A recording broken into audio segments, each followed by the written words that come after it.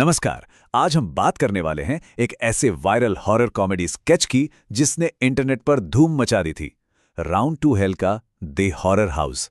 चलिए जरा गहराई से समझते हैं कि एक शौकिया फिल्म बनाने की एक कोशिश इतनी मजेदार क्यों बन पड़ी और इसके पीछे की कॉमेडी कितनी कमाल की है। तो चलिए शुरू करते हैं।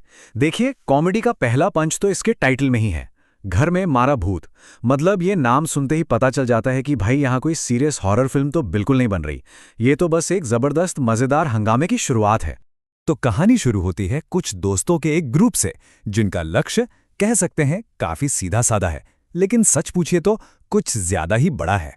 तो ये है हमारी फिल्म क्रू।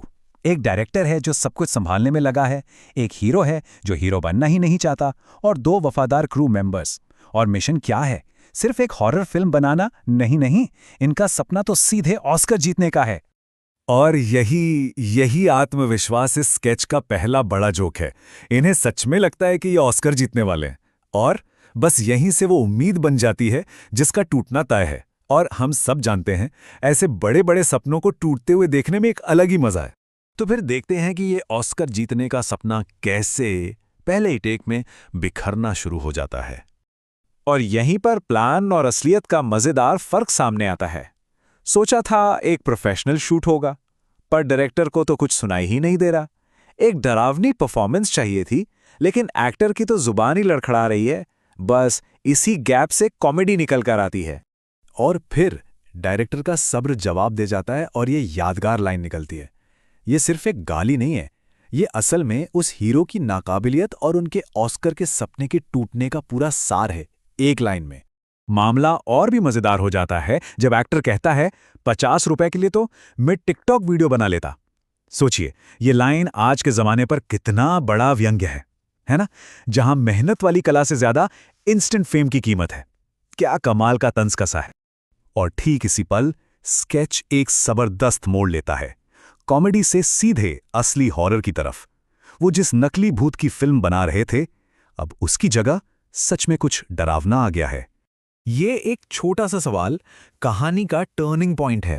पहली बार मजाक मस्ती बंद हो जाती है और उन्हें धीरे धीरे ये खौफनाक एहसास होता है कि शायद वो इस घर में अकेले नहीं हैं। और बस यहीं पर खेल बदल जाता है। उनका जो बनावटी मूवी सेट था, वो अब एक असली भूतिया जगह बन चुका है। अब दांव पर फिल्म नहीं, बल्कि उनकी अपनी जान है। और उनकी प्रतिक्रिया, खैर वो तो और भी कमाल है। इससे साफ पता चलता है कि वो इस सिचुएशन के लिए बिल्कुल भी तैयार नहीं थे। उनका प्लान शुरू होता है इनकार करने से, फिर वो भूत को चैलेंज करते हैं, और आखिर में सब घबराकर भागने की सोचने लगते हैं। अब चलते हैं कहानी के आखिरी पलों की तरफ, जहां ये बढ़ता हुआ डर एक ऐसी मजेदार और अधूरी सिचुएशन पर जाकर खत्म होता है जो हंसने पर मजबूर कर देती है। जब लगता है कि हालात इससे बुरे नहीं हो सकते, तभी भूत अपना असली खेल शुरू करता है। वो उनकी ही आवाजों को उनके खिलाफ इस्तेमाल करने लगता है। अब ये डर सिर्फ बाहरी नहीं रहा, ये तो दिमागी खेल बन गया है। ये लाइन, ये वो पल है जब उन्हें भूत की असली ताकत का एहसास होता है। वो सिर्फ डरा नहीं रहा, वो उन्हें दिमागी तौर पर तोड़ रहा है, उनके बीच शक और अविश्वास पैदा कर रहा है। और यहां आकर कहानी पूरी तरह से बिखर जाती है और कुछ मजेदार नाकाम कोशिशों में बदल जाती है। एक फादर को बुलाया जाता है जो खुद ही डर जाता है, और फिर पता नहीं क्यों वो जॉनी सिंस का नाम लेकर भूत को भगाने लगते हैं। मतलब ये तो पागलपन की हद है। और फिर बूम, सब अचानक खत्म।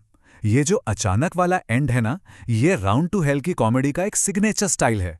ये दर्शकों को एक अधूरे सस्पेंस के बीच हंसता हुआ छोड़ देता है कि भाई आगे हुआ क्या होगा। और अंत में ये मैसेज, जहां किरदार सीधे कैमरे में देखकर बात करते हैं। ये एक छोटी सी याद दहानी है कि ये पूरा डरावना मजेदार सफर आखिर में तो इंटरनेट पर एंटरटेनमेंट के लिए बनाया गया एक शानदार पीस था। और शायद यही बात द हॉरर हाउस को इतना यादगार बनाती है।